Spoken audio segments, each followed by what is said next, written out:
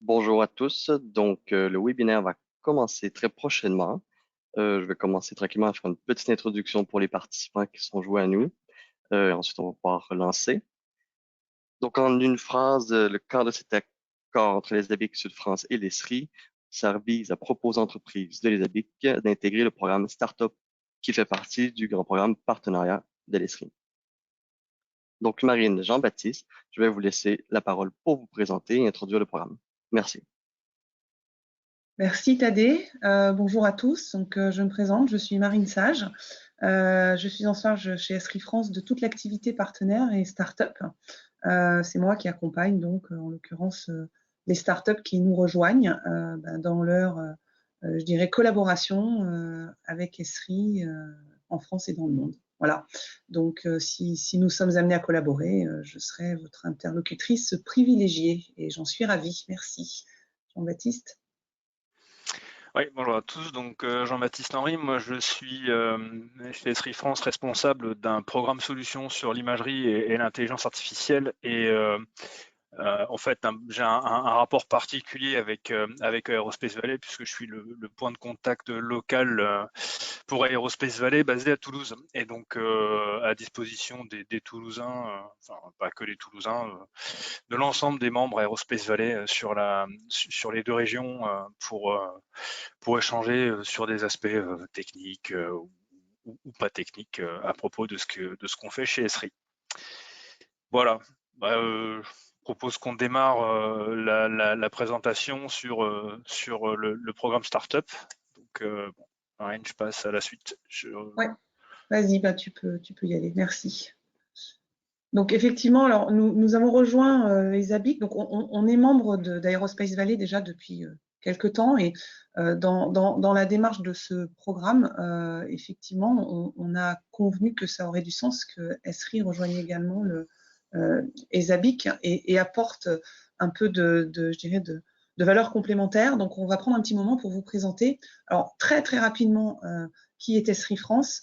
On reviendra également sur le système ARGIS, la plateforme géospatiale web que nous proposons et ses capacités, parce que c'est bien ça le cœur de notre proposition de valeur.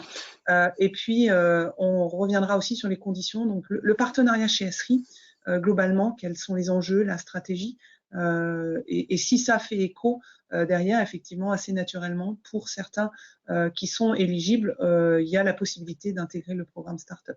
Donc la convention qu'on a signée avec ESABIC vise effectivement à vous mettre à disposition une ressource privilégiée, moi, pour vous accompagner dans les échanges, vérifier votre éligibilité et vous permettre, si vous êtes éligible, effectivement d'intégrer le programme Startup et d'en tirer les bénéfices. Et donc ça, c'est sous critère effectivement, et d'éligibilité et de candidature. Et en dehors de ça, vous le verrez, il y a d'autres façons de collaborer et sur lesquelles on peut vous accompagner. Voilà, donc j'espère que ces quelques minutes passées ensemble vous permettront d'y voir plus clair. Avant de rentrer dans le vif du sujet, juste une rapide introduction sur Esri, qui nous sommes, et je passerai la main ensuite à Jean-Baptiste sur le système ARGIS plus en détail. Voilà, Esri et ARGIS au global. Donc, en fait, Esri est éditeur du système ARGIS. Vas-y, Jean-Baptiste, sur la suivante, s'il te plaît. Donc, Esri est éditeur du système ARGIS. Le système ARGIS, c'est quoi? C'est une plateforme de gestion de la donnée dans un environnement géographique. Donc, on dit couramment aujourd'hui plateforme web géospatiale. Ça veut dire quoi? Ça veut dire que c'est un environnement dans lequel on gère, on organise, on structure la donnée géographique, on l'analyse avec d'autres données pour en tirer des conclusions et on collabore autour de cette donnée géographique. On y reviendra dans le détail. Et donc, Esri est un éditeur américain fondé en 1969 qui regroupe dans le monde plus de 10 000 personnes. On a un très gros écosystème, on y reviendra, de partenaires. Hein. C'est un axe stratégique dans notre, je dirais, représentation sur le marché et on a une grosse partie de nos revenus qui sont réinvestis dans la R&D. Esri dans le monde, c'est plus de 350 000 clients, peut-être même presque 400 000 maintenant, je pense.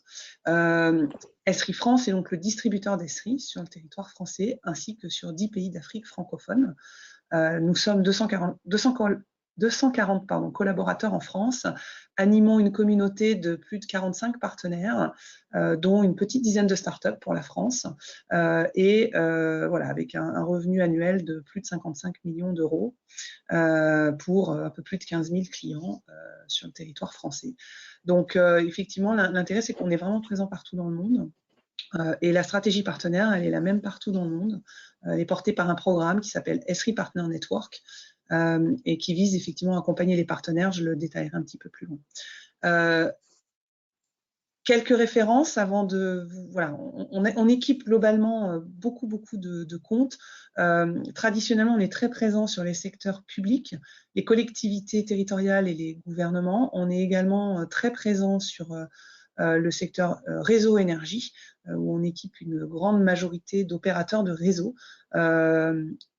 présents sur le secteur de la défense. Dans tous les pays, globalement, les ministères des armées ou des défenses travaillent avec nous.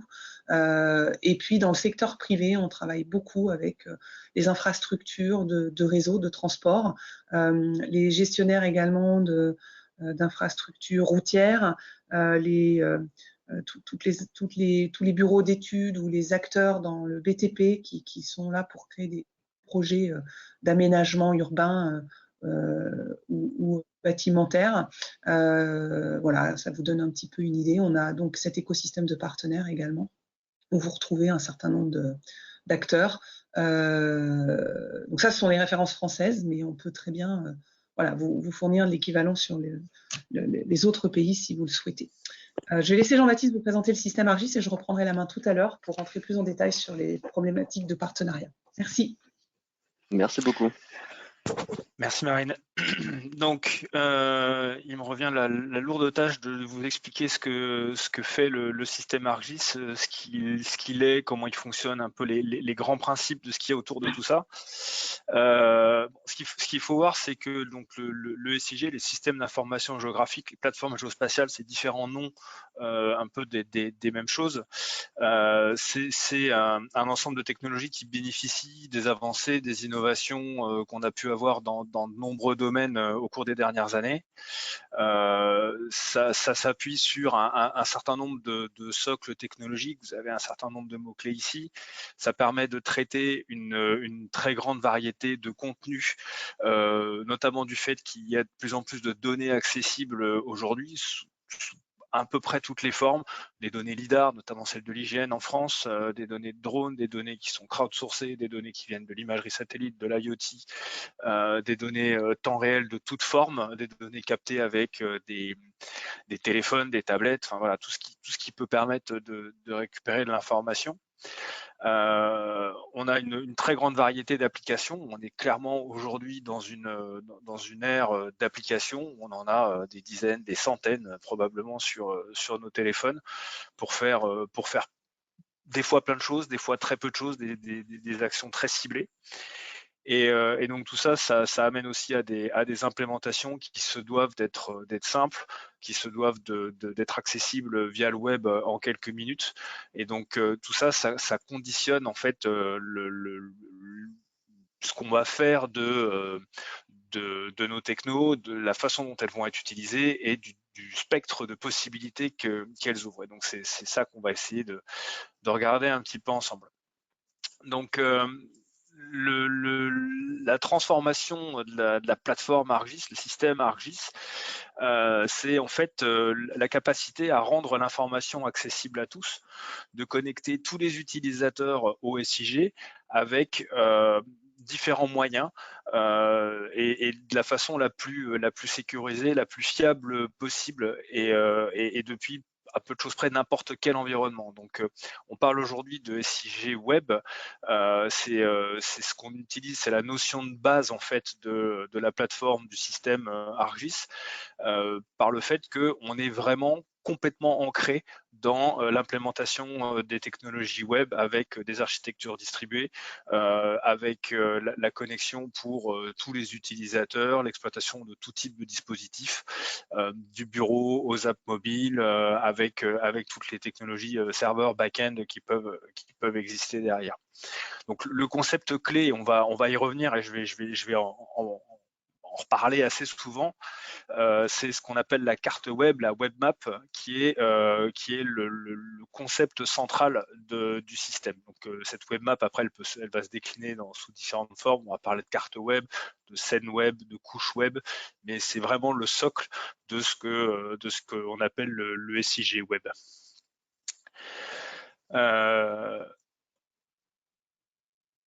Donc ce SIG web, sa vocation première, c'est bien de rendre l'information géographique accessible à tous. Et donc cette information, elle peut prendre, comme je commençais à l'évoquer, à peu près toutes les formes possibles.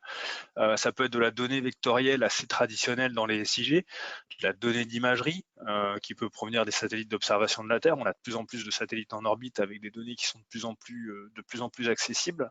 Des données de drones, des données acquises par des capteurs, terrestres, des données de l'entreprise. Hein. On a coutume d'admettre quand même que 95 à 98% des données d'une entreprise sont géolocalisées ou géolocalisables. Ça peut être des données en temps réel, les différents capteurs qui peuvent être disséminés sur le terrain, qui vont remonter de l'information, et donc il se pose la vraie question de les stocker, de les traiter et d'en tirer de la valeur. Donc pour tout ça, en fait, le SIG apporte des outils d'aide à la décision, et il va falloir être capable de traiter ces multiples sources de données pour prendre la meilleure décision. Donc on va agréger ces données sous forme de couches, on va les assembler dans des cartes 2D, des cartes 3D, et le SIG Web va permettre de connecter ces différents utilisateurs, ces différents usages, et de rendre disponibles ces ressources à tous ces utilisateurs. Donc en termes de structure, en termes de ce web SIG, en fait, il va être capable de travailler sur différentes implémentations, sur Internet évidemment, mais aussi dans votre propre infrastructure IT. Donc ça va être après une question de mode de déploiement. Qu'est-ce qu'on déploie à quel endroit pour rendre quel service? Mais globalement, ça peut se passer sur une infrastructure cloud privée, sur une infra IT derrière des firewalls de l'entreprise, comme ça peut se passer sur le cloud. Donc on va donc fournir ces capacités de cartographie, d'analyse, de gestion de données, et on va avoir en fait un panel complet qui va s'appuyer sur ces différents éléments que vous voyez ici, avec des données et des services pour diffuser ces données, des services de diffusion au travers d'un portail qui va organiser, qui va gérer l'accès des utilisateurs à l'information. C'est ce portail qui va rendre aussi la donnée découvrable avec des applications qui seront référencées, ces applications qui seront exploitables sur des postes bureautiques, sur des navigateurs ou sur des périphériques mobiles. Donc, bien retenir que cette architecture, elle peut être implémentée sur sa propre infrastructure, en ligne, ou les deux, et donc d'avoir un mode hybride entre les deux. Donc ça permet de donner beaucoup de souplesse sur la façon de mettre en œuvre ces différentes briques techno, et de gérer les différents cas de figure qui peuvent se présenter à vous. Donc, concrètement, qu'est-ce qu'on fait de tout ça? Donc, les grands usages qu'on va avoir de la plateforme du système ArcGIS, ça va être d'abord évidemment de cartographier et de visualiser les données, de gérer ces données, donc d'être capable de les maintenir et d'entretenir cette description géographique, de travailler en mobilité avec les différents systèmes qui existent, de superviser des biens, des ressources en temps réel ou en temps quasi réel. Un volet extrêmement important, c'est les volets d'analyse. C'est que toute cette donnée qu'on va accumuler, on va avoir la capacité à l'analyser et à en tirer de la valeur. Ça va permettre aussi de concevoir de l'information de plus haut niveau et d'aider à la planification, d'aider à la décision, et donc même aller jusqu'à l'implication, c'est-à-dire aller chercher des publics qui ne sont pas nécessairement spécialistes de ces questions d'analyse géospatiale, et donc de faciliter le partage et la collaboration autour de ce socle géographique. Donc le web SIG, la web map reste bien toujours l'élément central là-dessus, et ça reste un élément de collaboration assez fort pour engager tout type de public, du spécialiste au non spécialiste. l'écosystème dans lequel on travaille en termes applicatifs, il est assez vaste. Donc là, vous avez sous cette représentation en nid d'abeille, en fait, les différentes applications qui existent dans l'écosystème ArcGIS, avec des applications bureautiques comme ArcGIS Pro, jusqu'à toutes les applications mobiles qui vont se déployer sur tablette ou sur smartphone, des choses qui vont être beaucoup plus connectées à d'autres technos comme Power BI, comme SharePoint, comme Office, etc., etc. Donc il y a une très grande variété de solutions sur les environnements bureautiques. On a après tout ce qui va se passer en termes de mobilité, avec des applications beaucoup plus focalisées qui vont permettre de rendre des services assez précis, tels que Navigator, qui va être un outil pour faire de la navigation avec les technologies GNSS, des technologies de collecte d'informations sur le terrain comme Survey 123 ou FeedMaps. Donc voilà, des choses qui vont rendre des services précis, principalement de création et d'exploitation de la donnée sur le terrain, de la donnée qui est stockée dans le système. Et après, il y a tout le volet communautaire avec différents outils qui permettent de communiquer sur les données disponibles, sur des projets, de générer de l'engagement, soit en interne de l'organisation ou en externe, en permettant d'aller vers le public. Alors, hop, je vois que j'ai des animations qui se mettent là. Donc voilà, donc si on doit résumer un petit peu le principe, en fait, c'est un mode d'exploitation, d'utilisation de ces outils pour construire des applications, et le système va vous donner différents points d'entrée pour pouvoir faire ce que vous avez à faire avec ces outils-là, et ça va passer par différents niveaux, en quelque sorte, si je puis dire. Le moyen le plus facile, ça va être les apps configurables. Donc là, on va être sur une logique plutôt no-code, qui va permettre à un utilisateur non développeur, non expert du développement informatique, de prendre des blocs fonctionnels, des widgets, des choses plus ou moins toutes prêtes, configurables, mais déjà bien finies, et de construire assez rapidement son application, et donc de le faire ça très facilement, très rapidement.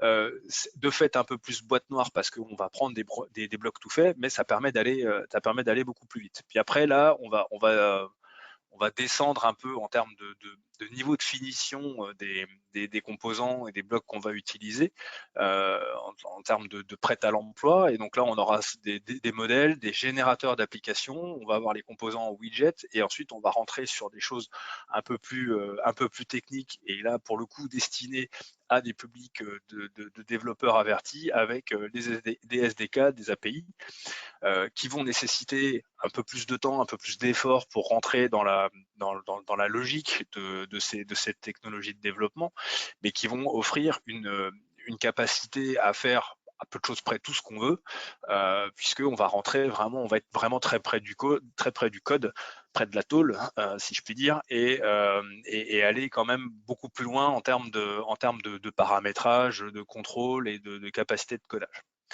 Donc ça, c'est vraiment la logique sur laquelle on va s'appuyer, et la façon dont on structure tout ça.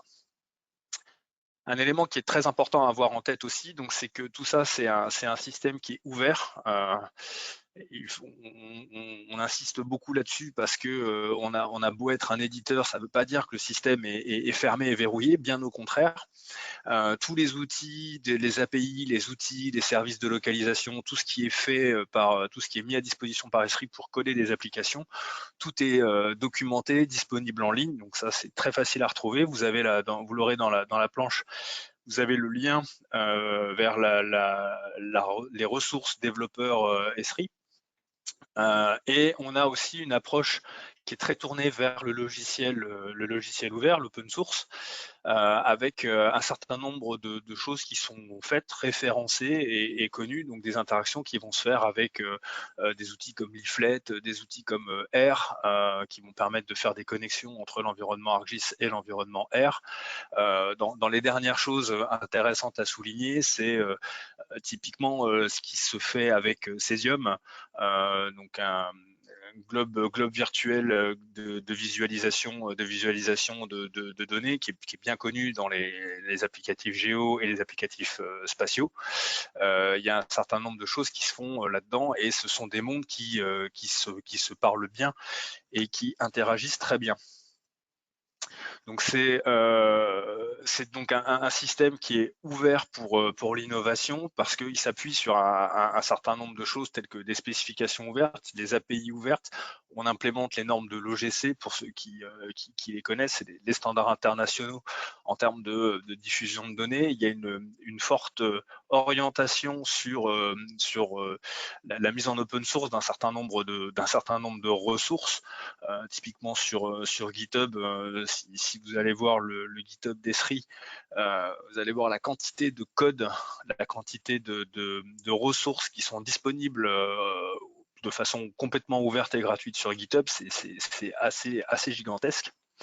Et donc toute une approche aussi qui tourne autour de l'open data, sur la capacité à mettre à disposition de la donnée en source ouverte, en exploitant soit de la donnée Esri, soit de la donnée construite et consolidée par Esri, soit de la donnée qui va être mise à disposition, relayée par Esri au travers du système. Alors, il y a un élément sur lequel je voulais insister aussi pas mal, c'est, on a parlé d'écosystème ouvert, il y a un aspect qui est important et qui m'intéresse d'autant plus que un de mes champs d'action, c'est l'intelligence artificielle dans le système ArcGIS.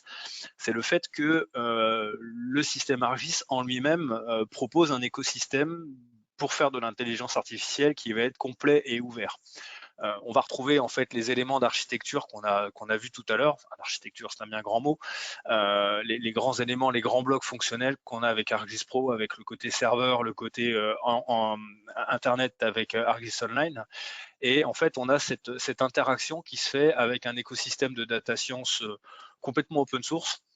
Là-dessus, Esri a fait le choix de mettre ensemble un certain nombre de ressources classiques. Là, les data scientists vont retrouver les librairies avec lesquelles ils ont l'habitude de travailler, et donc d'assurer cette interconnexion entre le système ArcGIS et cet écosystème de data science, de proposer un certain nombre de choses en matière d'implémentation du deep learning avec un certain nombre de modèles qui sont prêts à l'usage dans l'environnement. Il faut les entraîner, il faut faire voilà, tout le travail en prenant ces modèles, mais il y a aussi une mise à disposition de modèles de machine et de deep learning pré-entraînés, qui permettent en fait de prendre le modèle avec un entraînement déjà réalisé et de le faire tourner sur des données, avec toutes les limites que peut avoir l'exercice, mais il y a un certain nombre de choses, voilà, comme ça, qui sont capables, qui vous rendent capable de faire du machine learning relativement rapidement.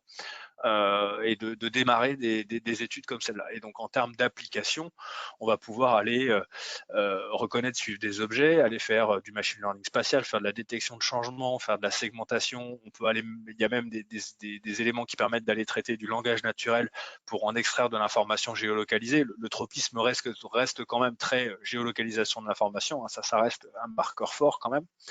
Le travail sur des séries temporelles, etc. etc. Donc un environnement de data science qui apporte des capacités assez intéressantes et d'une richesse vraiment pas mal pour travailler dans ces environnements-là, et surtout, donc un message très fort là-dessus, c'est un environnement qui est un environnement classique, standard, qui permet de travailler à l'extérieur, à l'intérieur, et de gérer les passerelles entre les deux. Donc pour terminer là-dessus, donc un système ouvert pour l'innovation, donc c'est un axe majeur pour nous, avec nos spécifications ouvertes, l'implémentation des normes communautaires et l'interopérabilité, la prise en charge de ces normes et la participation à leur développement. Esri est un membre important de l'OGC qui participe à l'élaboration de ces normes.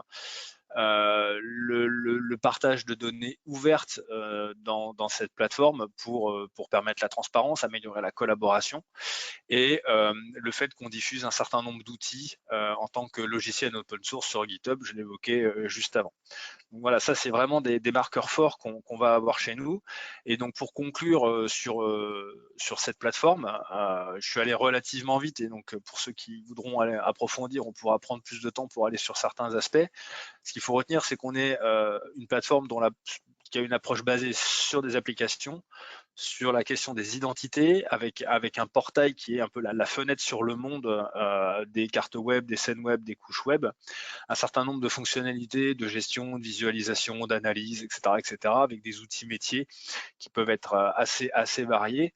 Un élément important qui est la capacité de développement et de personnalisation avec les API, les SDK, les outils de machine learning, et enfin une ouverture au standard et à l'open source qui va en fait supporter tout type de workflow géocentrique, géospatial, enfin, peu importe comment on l'appelle, sur l'ensemble de la chaîne, donc du front office, back office, sur le terrain et sur tout type de périphérique et à tout moment. Donc voilà, c'est quelque chose d'assez vaste. C'était un certain défi de vous présenter ça en quelques minutes, mais voilà, j'espère que ça vous donnera des premières idées là-dessus. Et donc, comme je le disais, s'il y a des points particuliers ou des capacités en particulier sur lesquelles vous voulez revenir, on sera bien évidemment à votre disposition pour vous aider à appréhender tout ça. Merci beaucoup, Jean-Baptiste. Donc là, il faut que je laisse ouais. la main pour que Marine puisse reprendre. C'est ça. Et en attendant, s'il y en a qui ont des questions, je vous encourage effectivement à le mettre dans le texte ou dans l'onglet questions à votre droite. On va pouvoir passer en revue un peu dessus à la fin, faire un peu un échange basé sur les questions que vous avez. Donc, Marine, quand vous êtes prêt. Est-ce que vous voyez? Excellent, on va très bien. Merci. La stratégie partenaire, c'est ça? Excellent, oui. Okay, super. Alors, la stratégie partenaire. Donc, vous l'avez compris, hein, Argis, la solution que nous proposons, voilà, est vraiment faite pour porter la dimension géospatiale. J'ai donné quelques références en introduction. Les usages sont multiples, mais vraiment multiples. C'est-à-dire qu'on va avoir des clients qui utilisent nos solutions pour gérer un patrimoine géographique. C'est le cas des opérateurs de réseau. Dès lors que on parle de câbles, de tuyaux ou même d'antennes pour les télécommunications, bien évidemment, ces assets, ces actifs, ils sont localisés sur le territoire et leur position et la façon dont ils sont liés entre eux est essentielle. Et le seul moyen aujourd'hui d'avoir une vision claire, un jumeau numérique, comme on aime à l'appeler chez nous, de ces déploiements, de ces réseaux, c'est qu'ils soient cartographiés avec une précision géographique fine. Et dès lors qu'on a connaissance de tout ça, il y a énormément d'applications métiers qui peuvent se brancher derrière. Les collectivités utilisent le SIG pour gérer l'urbanisme. La dimension géographique est essentielle dans les situations de crise ou d'urgence. Elle est essentielle dans certains métiers du secteur privé pour décider d'une implantation d'usine, d'une implantation de magasin. La géo est en support également voilà, de nombreuses décisions dans le cadre des projets d'urbanisation, d'infrastructure. Donc voilà, le champ des possibles est très très large et en fait, on est présent dans une multitude de secteurs avec des réponses métiers très particulières. Ce qu'il faut bien comprendre, c'est que notre métier qui est développé de commercialiser Argis fait qu'on s'appuie sur une seule et même solution. Et donc, dès lors qu'il va s'agir d'aller adresser des problématiques directes et indirectes, on va avoir besoin d'un écosystème. Donc, globalement, comment est-ce qu'on s'adresse, nous, à nos clients? On vend en direct, bien sûr, c'est notre rôle, on a des forces commerciales et on a énormément de contrats en direct. Esri s'appuie aussi sur ce réseau de distributeurs dont Esri France fait partie pour être représenté partout dans le monde. Et complémentairement à ça, il y a un vrai relais métier qui est porté par les partenaires. Et c'est vraiment le sujet, c'est-à-dire qu'en fait, nos partenaires, certes, nous permettent d'accéder à des marchés qui ne sont pas forcément ceux qu'on adresse nous en direct. Ils nous permettent aussi d'apporter des compléments de produits à des clients qui ont des spécificités métiers. Et tout ça est supporté également par une dimension de vente digitale. Donc en fait, nos partenaires, c'est à la fois un relais de vente, mais c'est surtout un relais d'offres. Et c'est là-dessus que je vais insister parce que c'est la valeur essentielle. Les partenaires qui viennent et qui travaillent avec nous viennent chercher différentes choses, d'accord? C'est vrai pour des partenaires, on va dire, qui sont entrants dans le réseau et qui existent déjà depuis de nombreuses années. C'est vrai, c'est peut-être même encore plus vrai pour des startups. C'est-à-dire que finalement, travailler avec nous, c'est la possibilité d'accéder à nos plus de 350 000 clients quelque part. C'est-à-dire que, encore une fois, ce que j'ai dit, c'est qu'il y a un enjeu pour nous d'être en mesure de proposer des offres complémentaires à nos clients, de leur apporter éventuellement des solutions métiers auxquelles nous ne savons pas répondre. Et ça, c'est clairement le rôle de nos partenaires. Et donc, les partenaires qui sont capables de proposer des offres voilà, répondant à des besoins chez nos clients se voient quelque part introduits plus facilement auprès de nos clients. Les partenaires qui collaborent avec nous donc, viennent chercher une forme de diversification, des nouveaux marchés, une capacité de revente, de l'innovation. On en a parlé. Jean-Baptiste a présenté les capacités de notre solution. On parle de temps réel, d'IoT, on parle d'intelligence artificielle, on parle de cloud, on parle de données très structurées d'imagerie, on parle d'énormes technologies qui sont introduites dans nos systèmes et dont effectivement nos partenaires héritent dès lors qu'ils utilisent ces technologies dans leurs solutions et dans leurs offres. Et donc finalement, ça permet d'aller plus vite sur le marché. D'abord parce qu'il n'y a pas à réinventer la roue. Nos API et l'ouverture de nos solutions font que vous n'êtes pas obligé de redévelopper la dimension géographique et il suffit de faire appel à ce que nous avons déjà développé, mais une accélération de mise sur le marché également par l'accès effectivement à notre écosystème de clients. Et la valeur ajoutée de nos partenaires, elle est essentielle. Traditionnellement, on travaille depuis toujours avec les partenaires. Mais nos partenaires, quelque part, doivent avoir cette valeur ajoutée. On ne cherche pas juste des revendeurs. Il y a certains éditeurs sur le marché qui s'appuient sur les partenaires pour faire de la revente pure. Ce n'est pas du tout la stratégie d'Esri. Aujourd'hui, notre volonté, c'est effectivement que nos partenaires apportent une offre, une réponse à un sujet, qu'ils aient quelque part des compétences, une expertise, et qu'ils viennent associer cette compétence et cette expertise à ce que nous offrons pour délivrer plus de valeur au client final. Et donc, cette expertise, c'est quoi? C'est le fait de pouvoir développer des applications ou des outils métiers et ou intégrer quelque part la dimension géographique dans les outils métiers du partenaire. Donc, ça peut être les deux approches, je vais y revenir. Voilà, donc c'est étendre les solutions Esri, les compléter pour les vendre aux clients Esri, ou bien embarquer ArcGIS dans un système tiers et le proposer à des clients qui ne sont pas forcément équipés de plateformes géospatiales aujourd'hui ou de SIG.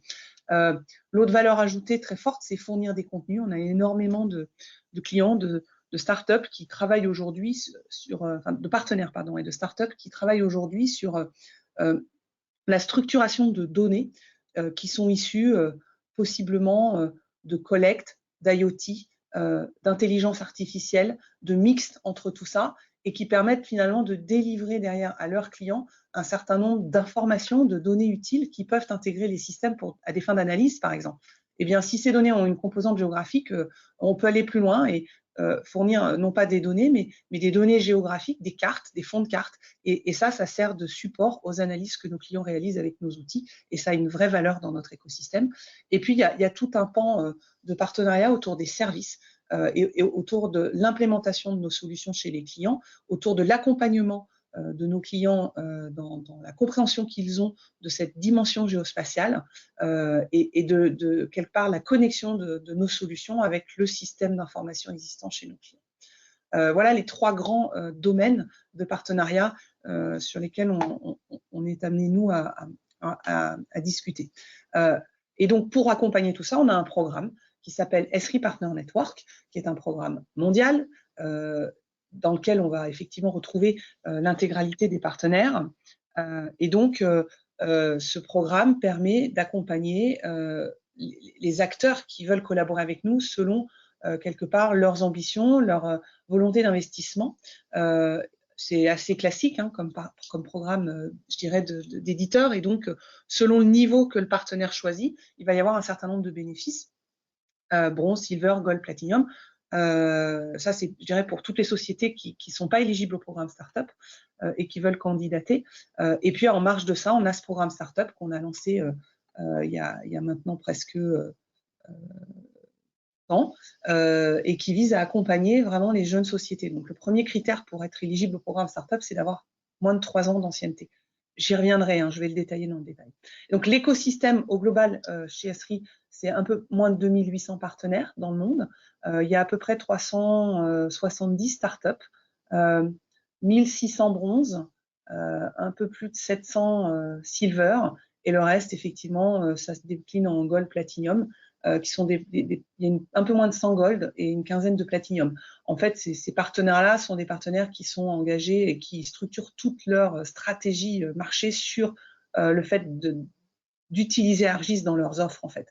Ça, c'est pour les gold, les platinum. Les silver sont très engagés aussi, mais peut-être avec une dimension internationale un petit peu moins forte.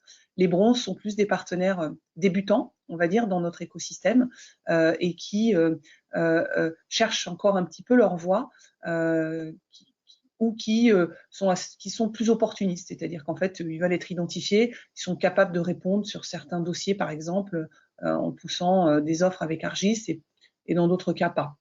En tout état de cause, l'objectif, c'est qu'effectivement, voilà, les partenaires qui s'engagent, qui investissent du temps, qui se forment, qui quelque part s'alignent, comprennent les enjeux et qui délivrent de la valeur avec nos solutions, vont s'engager dans un niveau de partenariat plus fort et hériter de bénéfices plus forts également. Voilà.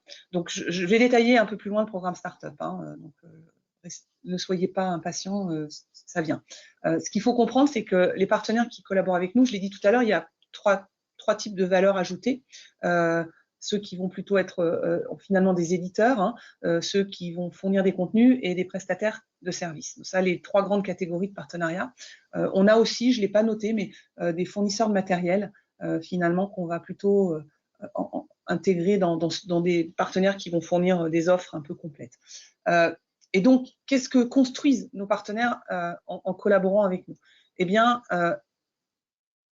ils peuvent étendre ArcGIS. Ça veut dire quoi? Ça veut dire qu'ils vont développer des solutions, des applications bureautiques, web ou mobiles, qui vont être déployées chez des clients existants principalement, ou qui vont être déployées chez des organisations qui ne sont pas encore clientes, mais qui ont une infrastructure géospatiale et de tout ce qu'apporte le système d'information géographique qui est associé. Et donc, on va déployer ArcGIS dans son intégralité, ou du moins dans je dirais la vision complète de ce qu'est cette plateforme WebSIG. Et à côté de ça, la solution du partenaire va venir compléter quelque part ce que le client a déployé de standard. L'autre façon de développer une offre, ça s'adresse toujours à des éditeurs principalement, ou également à des justement fournisseurs de matériel. Là, on est plutôt dans l'intégration. On embarque. Ça veut dire quoi? Ça veut dire que le partenaire va développer une solution qui n'a rien au départ de géographique ou partiellement, qui traite vraiment d'un métier particulier, et il va venir quelque part compléter sa solution. Donc là, on se met dans la solution du partenaire et on vient y mettre les briques ArcGIS qui sont nécessaires à je dirais, la dimension géographique voulue par ce partenaire. Un très bon exemple, c'est par exemple, je vais donner deux exemples pour ça, c'est par exemple des éditeurs de solutions de gestion de maintenance, par exemple, qui gèrent effectivement un certain nombre d'actifs dans la dimension de leur maintenance et qui vont avoir besoin à un moment donné d'intégrer une géolocalisation de ces actifs pour pouvoir aussi intégrer une géolocalisation des interventions. Ça, je pense que voilà, c'est assez significatif. Le client final n'achète pas un système géospatial, il achète une GMAO.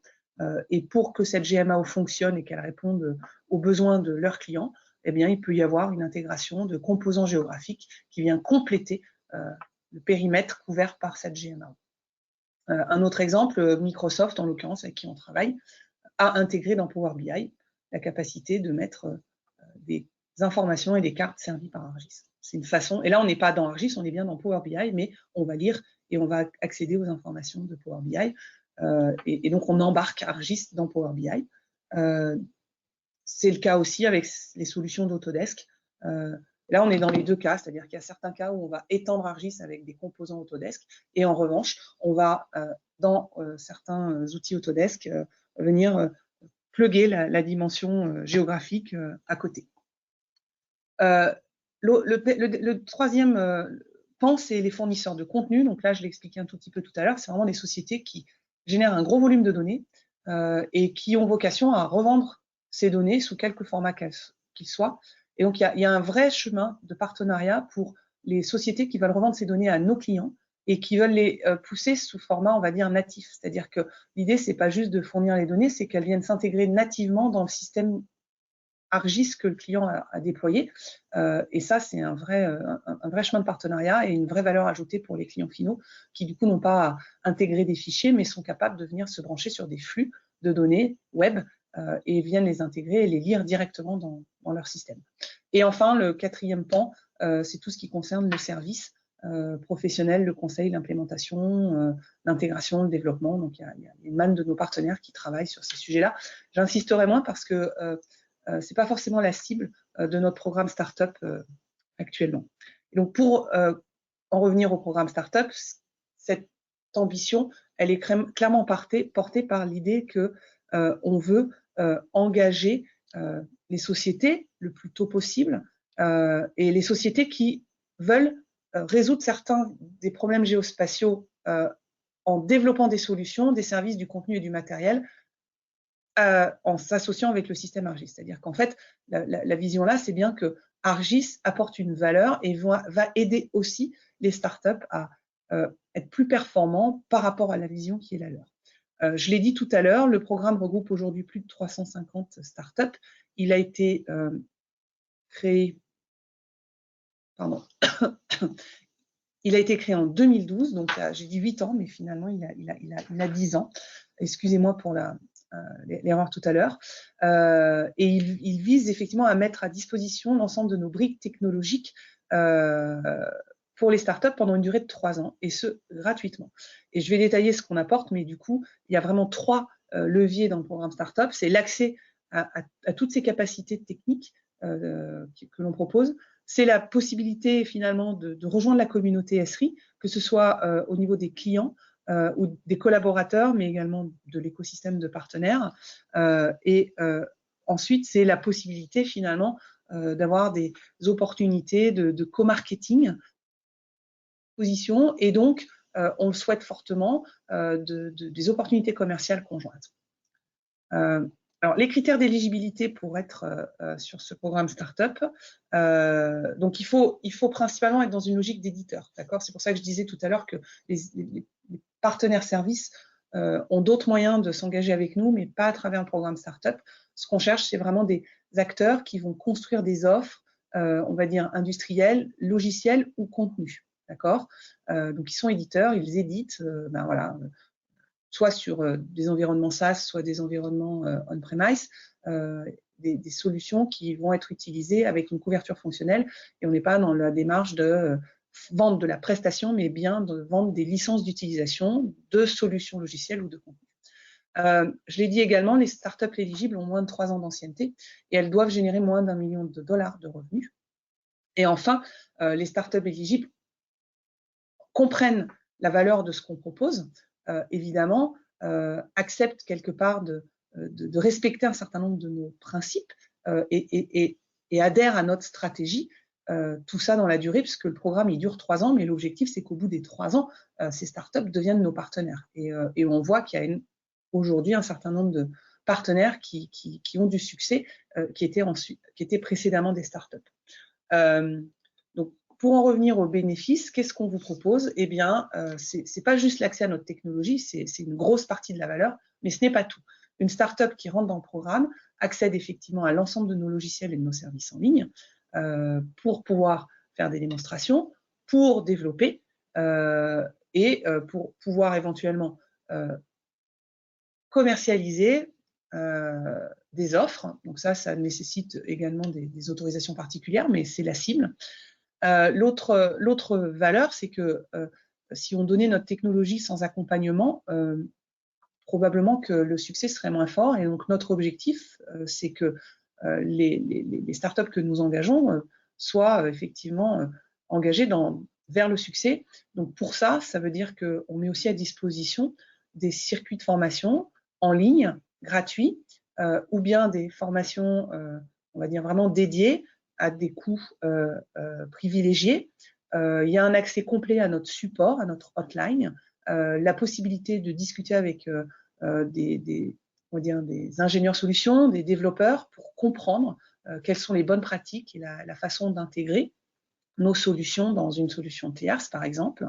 L'accès à l'ensemble effectivement de ressources qui sont partagées avec notre communauté de partenaires. Donc là, il y a une multitude de ressources disponibles qui doivent faciliter la vie de la startup et le travail au quotidien des développeurs au sein de cette startup. Et puis, le troisième axe, c'est vraiment faciliter quelque part la visibilité de la startup dans notre écosystème et donc l'accès à notre communauté mondiale et à du co-marketing. Donc, vous avez la possibilité, quand vous êtes startup, d'être exposant à des conditions privilégiées sur un certain nombre de nos événements. Vous pouvez participer en tant que membre actif de la communauté également à des événements de manière gratuite, certains en tout cas. Vous pouvez publier des articles dans certaines de nos revues. On peut décider de faire des webinaires conjointement. On peut décider de co-exposer sur certains stands qu'on partagerait dans des salons métiers très particuliers. Dès lors que, effectivement, vous avez quelque chose à montrer sur nos solutions et une histoire avec un go-to-market qui commence à tenir la route, on est ravis de vous ouvrir ces portes. Et puis surtout, vous le verrez, nos commerciaux ont une vraie culture du partenariat, ils ont l'habitude de travailler avec les partenaires et en ce sens, ils ont une appétence à identifier des startups qu'ils peuvent aussi présenter à leurs clients parce que ça valorise également ce que nous avons déjà vendu auprès de ces clients. Donc, il y a une vraie volonté aussi de co-vente avec les startups qui ont compris un petit peu les valeurs d'alignement et de ce qu'on propose au marché. Voilà. Et donc, comment ça se passe, une startup?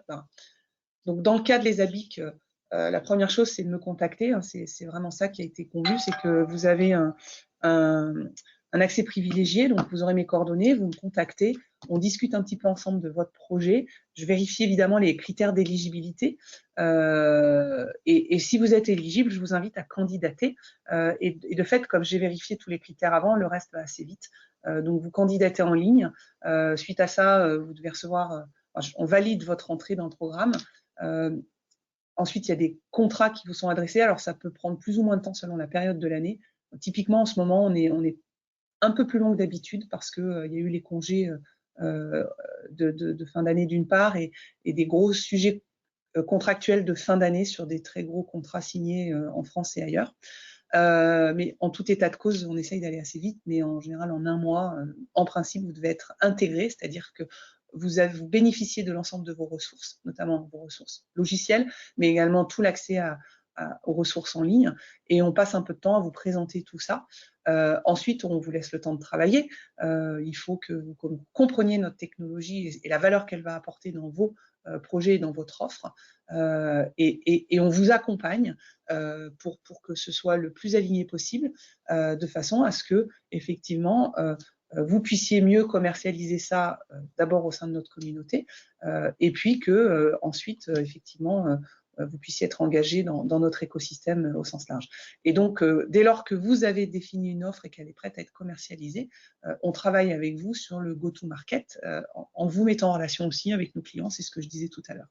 Enfin, la vie ne s'arrête pas au bout de 3 ans, je l'ai dit tout à l'heure, c'est quelque part la startup qui s'engage avec nous, elle cherche quand même une stratégie long terme.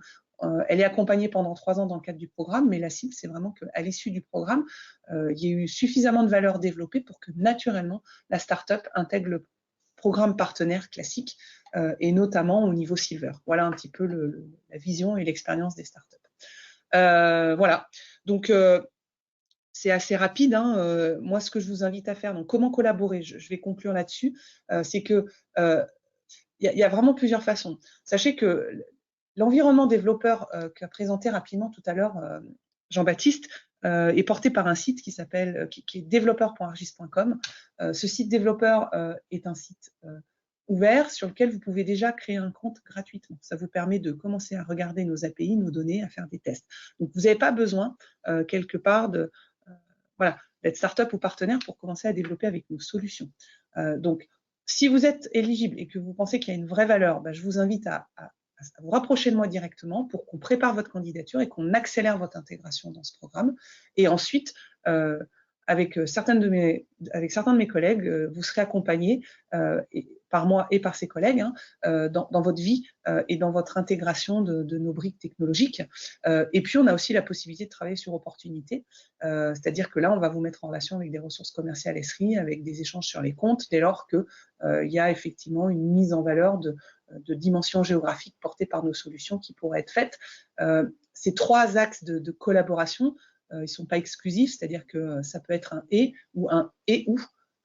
Et donc, on peut très bien démarrer par le site développeur et ensuite candidater au programme Startup. On peut aussi collaborer sur opportunités sans forcément être dans le programme Startup. Si vous n'êtes pas éligible, on peut étudier éventuellement, s'il y a un intérêt, l'intégration au programme partenaire, plus classique. Mais il y a plein de chemins, en tout cas. Voilà, les 3 qui sont là sont les plus évidents.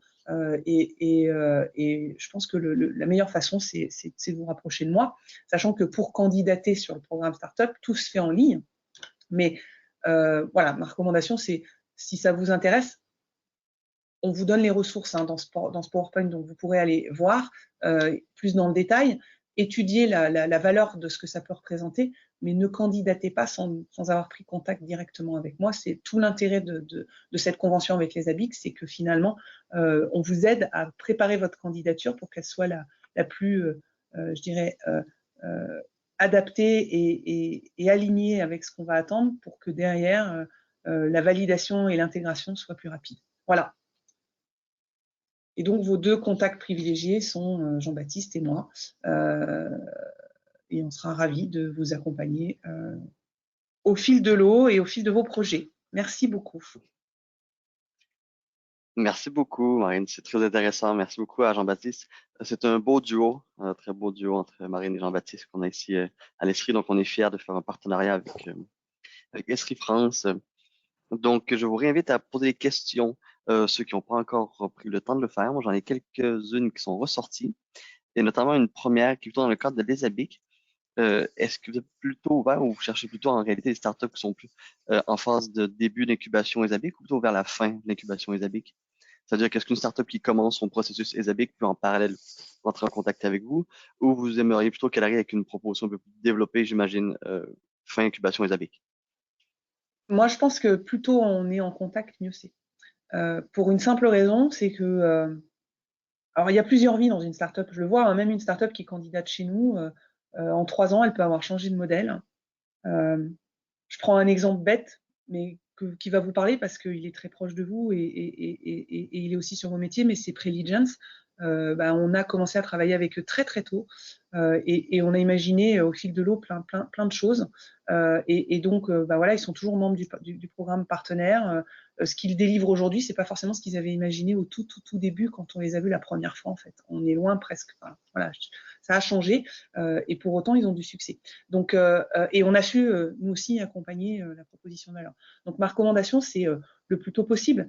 Alors avec un début de projet quand même et un début d'histoire pour qu'on valide rapidement s'il y a une valeur à la dimension géo dans le projet de la startup. Mais oui, pourquoi le plus tôt possible? Parce que c'est plus facile de démarrer en venant chercher aussi directement nos API. Quand on arrive trop tard, il y a déjà eu des coûts souvent de tests, de développement.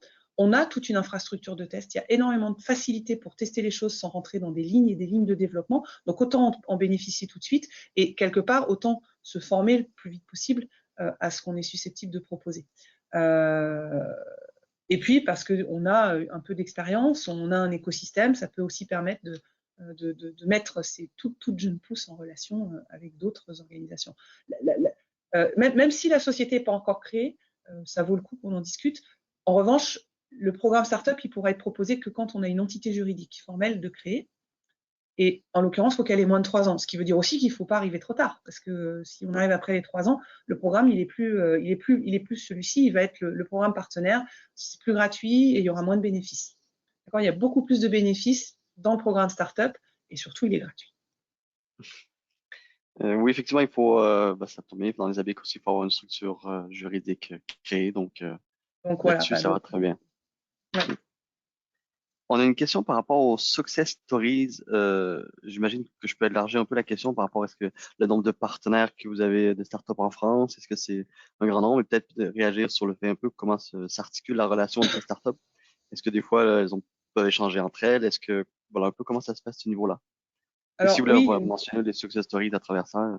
alors il y a des success stories, il y en a sur les sites, il y en a sur tous les métiers. Donc j'avoue que j'en ai pas forcément présenté là, puis on manque un peu de temps, mais je peux vous effectivement présenter en France ou ailleurs. J'en ai cité une en France déjà. On en a une autre, moi, que j'aime citer, qui est une société qui s'appelle Smart Origin, qui est un des tout premiers à avoir intégré le programme Startup, qui développe quelques offres verticales pour les collectivités territoriales et qui est aujourd'hui un de nos partenaires privilégiés en France.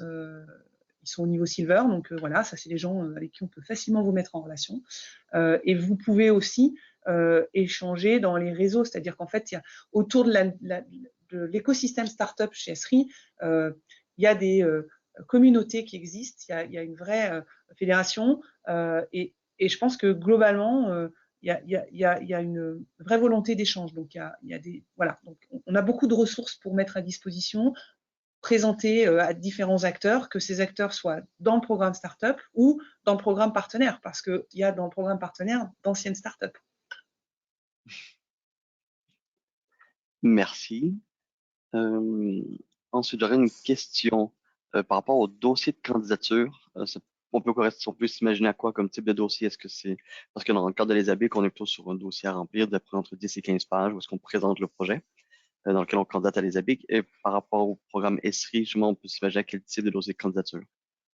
Alors, le dossier candidature, il est donc en ligne. La première chose qu'il fait, c'est qu'il vérifie les critères d'éligibilité et ensuite, on demande un petit peu quel est le projet, c'est-à-dire quelle est l'offre portée, la vision et l'offre portée par la startup, en quoi la dimension géospatiale apporte une valeur, quel type de valeur, quel est le modèle également envisagé par la startup, le modèle économique de vente, de support, d'accompagnement des clients, etc. Et donc, il y a un peu de littérature, mais voilà, c'est pas non plus insurmontable. On vous demande si vous connaissez déjà Argis, si vous avez été formé, combien d'années d'expérience, combien de ressources vous avez, etc., etc. Ça, c'est plus pour estimer aussi derrière l'effort, on va dire, de formation ou d'accompagnement. Et donc, voilà, mais la partie la plus importante, c'est vraiment quelle est la proposition de valeur voulue par la startup et comment elle envisage la dimension géographique et la valeur d'Argis dans cette proposition de valeur. OK. Alors ici, il semblerait qu'il y aurait une question que je ne vois pas sur mon ordi. Est-ce que je vais laisser la parole, Lorraine? On n'entend pas Lorraine. Pardon. Alors, du coup, on a la suite Argis est-elle pertinente pour des applications climat, mesures atmosphériques ou des gaz à effet de serre? Bah oui.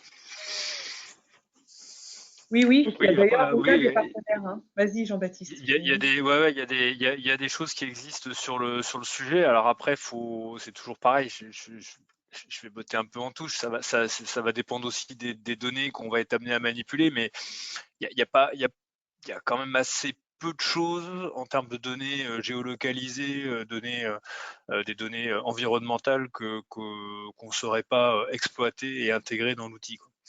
Donc voilà, faut creuser un peu pour voir de quoi il s'agit, mais on va dire a priori, oui, on peut faire des choses. Oui. C'est un outil qui sera adapté pour faire ce type d'études, tout à fait. On fait énormément de choses dans l'environnement. Le E d'Esri vient d'environnement d'ailleurs. Et donc, oui, c'est un des sujets. C'est un des sujets aussi parce que on est convaincu que avec la géo et avec nos solutions, on aide à mieux comprendre le monde et ce qui s'y passe. Et donc, à partir du moment où on comprend mieux ce qui se passe d'un point de vue géographique, on comprend mieux l'impact éventuellement de certains effets climatiques, si on doit parler de cela. Et c'est plus facile de prendre des décisions. On est aussi capable de les projeter dans certains cas. Quel est l'impact de la construction d'un pont à un tel endroit par rapport à la circulation? Il y a des modèles qui existent. On est capable de travailler sur la propagation de nuages d'air, de polluants. Enfin, il y a plein de façons de travailler sur ces sujets-là et c'est un sujet porteur. C'est un des sujets sur lesquels on investit aussi en termes de démarche de business développement chez nous. Est-ce que vous m'entendez? Oui. Je suis revenu. Oui. Je pense que notre question qui est formulée d'une façon affirmative, peut-être que vous pourrez répondre à ça, c'est la composante géospatiale est importante. Entre parenthèses, localisation des sources de pollution à haute résolution spatiale. Donc, alors on peut estimer que dans la solution ARGIS, effectivement, on considère que le volet géospatial est important, mais est-ce que vous élargissez un peu avec ça? Est-ce qu'il y a une combinaison de données éventuellement qui peut être faite? Est-ce qu'on combine données d'observation de la Terre avec données de géolocalisation? Est-ce que Ah oui, bien sûr, voilà, ouais, c'est même vraiment fait pour en fait. C'est même la force du système, c'est la capacité à mettre ensemble et à faire de la fusion de données multisources, de l'imagerie, de la donnée terrestre, de la donnée capteur terrain, de la donnée vectorielle cartographique qui viendrait d'autres sources. Enfin, c'est vraiment, fonctionnellement, c'est le cœur du système, quoi. Donc c'est juste fait pour ça, quoi. Excellent. Est-ce qu'il y a une question que j'ai manquée? Non, on est pas mal. OK, je pense qu'on a quand même été. Voilà, vous avez très bien fait ça. Merci beaucoup, c'est très clair. Et puis, c'est Merci à vous. un très beau programme que vous présentez. Donc, pour rappel, ceux qui veulent participer, avoir des informations, ils peuvent soit entrer en contact avec nous pour des informations plus globales, mais vraiment contacter Marine et Jean-Baptiste pour des informations précises sur le programme. Startup, c'est une belle façon d'entrer dans un bel écosystème justement d'acteurs du spatial. Donc, je vais vous inviter à remettre vos slides de contact, Marine et Jean-Baptiste, repartager. On va Alors, je les se dire, repartage. ouais, et on va se souhaiter une bonne journée sur ces. Alors, j'ai affiché, mais je ne sais pas quoi, pardon. Excusez-moi, est-ce que c'est bon? Là, on voit questions-réponses. Ouais, il faut que tu remontes d'une planche. Je remonte en arrière, c'est celle-là. Voilà. Voilà. Faites une copie d'écran, mais bon, on va vous envoyer un PDF de tout ça. Il y avait quelques slides plus fournis également. On a masqué parce que voilà, on s'est dit qu'en 1 heure, on n'aurait pas le temps de tout présenter, mais qui apportent un peu de complément. Donc, on va les démasquer et on va vous envoyer le PDF de tout ça. Il y a aussi une page à la fin avec des ressources, avec des liens. Comme ça, l'ensemble des participants pourront aussi voilà, récupérer ça et puis nous contacter en gardant les coordonnées directement. Voilà. Donc, très bien, je vous remercie à tous ceux qui ont participé. Merci beaucoup, Marine Jean-Baptiste. Merci à Lorraine également. Et on souhaite une bonne fin de journée. Au Eh revoir. bien, merci aussi à vous. Merci pour cette Merci opportunité. beaucoup. Et puis au plaisir de collaborer avec les membres de l'ESABIC. Merci.